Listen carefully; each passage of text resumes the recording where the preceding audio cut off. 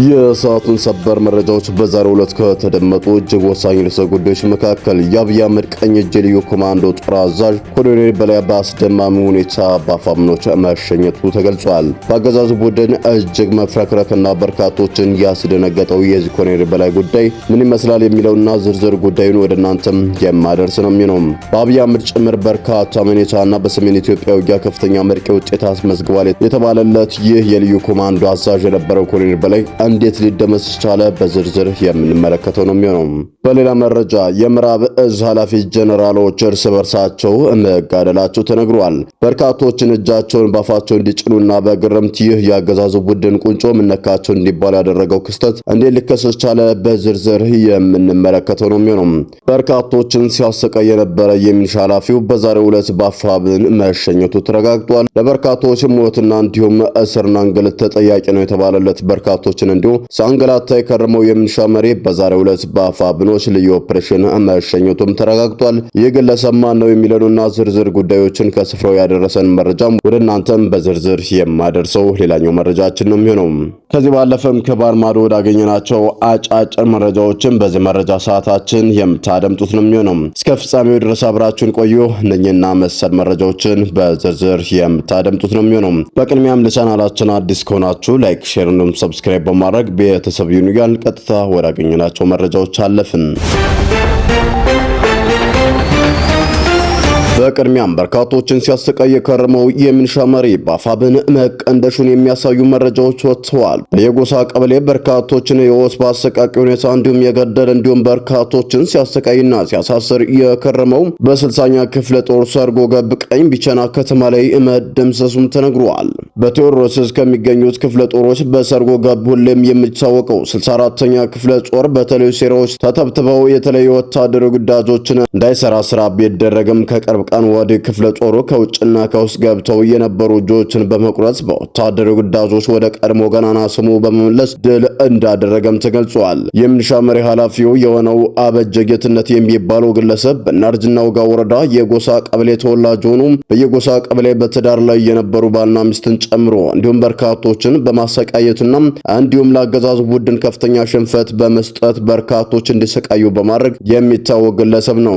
ይህ ግለሰብ የሁለት ሰዎችን ሕይወት እንዲሁም በአሰቃቂ ሁኔታ በቅርቡ በመግደል በቢቸና ከተማ ለአገዛዙ ስርዓት በባንዳነት ቅጥረኛነት በመሆን ሲያገለግል እየቆየ ቢሆንም በ64ኛ ክፍለ ጦር የውስጥ ሰርጎ ገብ የቀኝ አባላቶች ከፍተኛ ክትትል አማካኝነት ትናንት በቢቸና ከተማ እስከ ወዲያኛው መሸኘቱም ተረጋግጧል።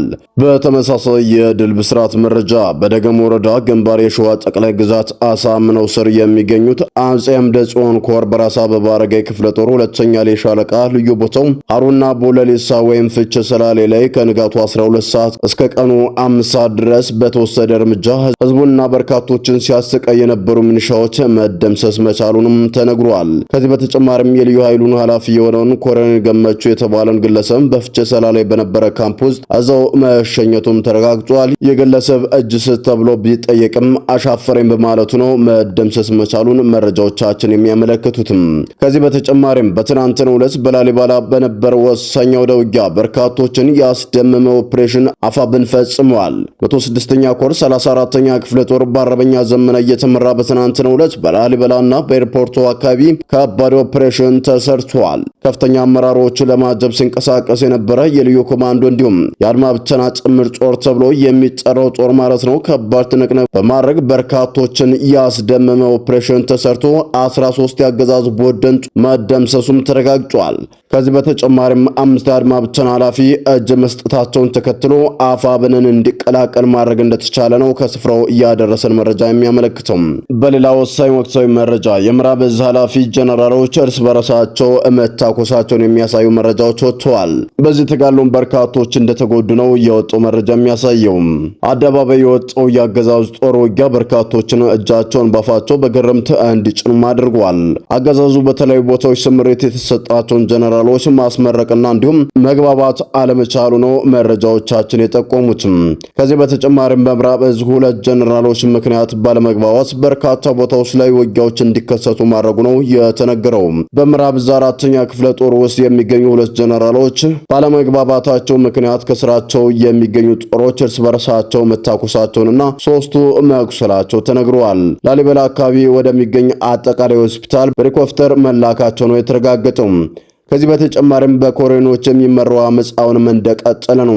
ምሽቱ እንደተደመጠው ከሆነ ለነገ ከፍተኛ የሚባል ዝግ ስብሰባ በምዕራብ 72ኛ ክፍለ ጦር ውስጥ ይካሄዳል ተብሎ እየተጠበቀም ይገኛል። የአብይ አህመድ አገዛዝ ቡድን ይህንን ስብሰባም ለማንኮላሸት በሚል በከፍተኛ ቁጥር ያለው የልዩ ኮማንዶ አዛዥና እንዲሁም ወታደር ወደ ምዕራብ 72ኛ ክፍለ ጦር ካምፕ መላኩን ነው የተረጋገጠው።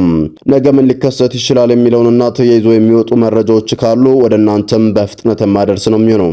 ከባህር ማዶ ወዳገኘናቸው ወሳኝ መረጃዎች ስናቀና የዩክሬን ድሮኖች በሩሲያ ኩርስክ ግዛት የሚገኘውን ግዙፉን የሰሜን ኮሪያ ሚሳይሎችን አወደመም። የዩክሬን ልዩ ኃይል በሩሲያ ድንበር ቀጠና በሆነ የኩርስክ ግዛት ውስጥ እስከዛሬ ከተሰነዘሩት እጅግ ስልታዊ የተባለውን ጥቃት መፈጸማቸውን የኪየቭ ጦር ይፋ አድርጓል። በጥቃቱ የዩክሬን የረጅም ርቀት ተወንጫፊ ድሮኖች የሩሲያ ጦር ለሰሜን ኮሪያ ሰራሽ ባላስቲክ ሚሳይሎችና ለከባድ መሳሪያዎች ጥይቶች ማከማቻነት የተጠቀመበት የነበረውን አንድ ግዙፍ ወታደር መጋዘን ሙሉ በሙሉ ማውደሙ ነው የተረጋገጠው። የወታደር ደህንነቶች ተንታኞች እንደገለጹ ድሮኖች መጋዘኖች በትክክል መምታታቸውን ተከትሎ በስፍራው የነበሩ ሚሳይሎችና ፈንጆች እርስ በራሳቸው መፈንዳታቸው በመጀመራቸው በአካባቢው ሰፊ የመሬት መንቀጥቀጥ መሰል ንዝረትና እስከ 5 ኪሎ ሜትር ርቀት ድረስ የሚታይ ግዙፍ የእሳት ነበልባል ተመዝግቧል ነው የተባለው።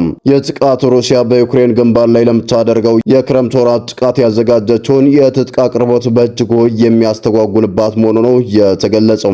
በመጨረሻም የነዳጅ ዋጋ 4 በመቶ መጨመሩ ተገለጸ። የአሜሪካና የኢራን ግጭት መገርሸቱን ተከትሎ የብሬንት ድፍድፍ ነዳጅ ዘይት ዋጋ ጭማሪም አሳይቷል ተብሏል። ዓለም አቀፍ ደረጃ 3.9% በመጨመር 78.96 ዶላር የገባ ሲሆን በአሜሪካ የነዳጅ ዋጋው 4% በመጨመር 74.26 ዶላር መግባቱን የተገለጸው። ሁለቱ ሀገራት ግጭቱን ለማስቆምና የሆርሙዝ ሰርጥን በመክፈት የንግድ መርከቦችን እንዲንቀሳቀሱ ለማድረግ የተደረገው ስምምነት እክል ገጥሞታል ነው የተባለው። በትናንትናው ዕለት አሜሪካ በኢራን የነዳጅ ማደያዎች ላይ ጥቃት ያደረሰች ሲሆን ኢራንም በሰርጡ በሚያልፉ መርከቦች ላይ ጥቃት ማድረሷን አስታውቃለች። በተጨማሪም የኢራን አብዮታዊ ዘብ በጎረቤት ሀገራት ኩዌት፣ ባህሬን እና ጆርዳን ላይ የአሜሪካ ወታደሮች ስፍራ ኢላማ ያደረገ ጥቃት መፈጸሟ ነው ቢቢሲ የዘገበው።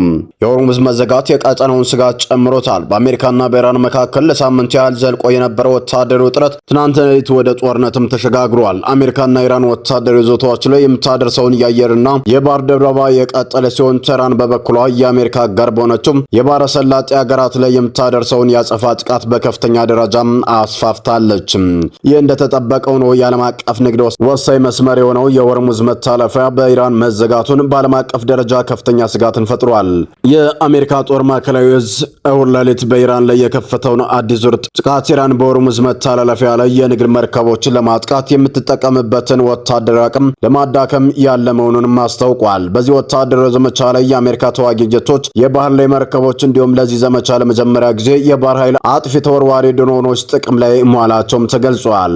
ሴትኮም እንዳለው ጥቃቱ በተሳካ ሁኔታ ኢላማዎችን መቷል ብሏል። የኢራን የአየር መከላከያ ስርዓቶችና የባህር ዳርቻ የራዳር ማዕከላት የሳይልና የሰው አልባ አውሮፕላኖች ወይንም ድሮኖች ማከማቻዎች ለጥቃት ዝግጁ የነበሩ አነስተኛ የጦር መርከቦችንም መቷል ብሏል። ሴንትኮም እንዳመለከተው የሆርሙዝ መተላለፊያ ለዓለም አቀፍ ንግድ ወሳኝ የባህር መተላለፊያ በመሆኑ ኢራን ልትቆጣጠረው አትችልም ካለ በኋላም የአሜሪካ ኃይሎች የንግድ መርከቦችን የጉዞ ነጻነት ለማረጋገጥ አስፈላጊ ሁሉ ለማድረግ ዝግጁ መሆናቸውን አረጋግጧል። የጥቃት ቀዳሚ ዕለት አሜሪካ በመላው ኢራን የሚገኙ ከ50 በላይ ወታደራዊ ኢላማዎችን ከመታች በኋላ የተከተለ ሁለተኛው ትልቅ እርምጃም ሆኗል።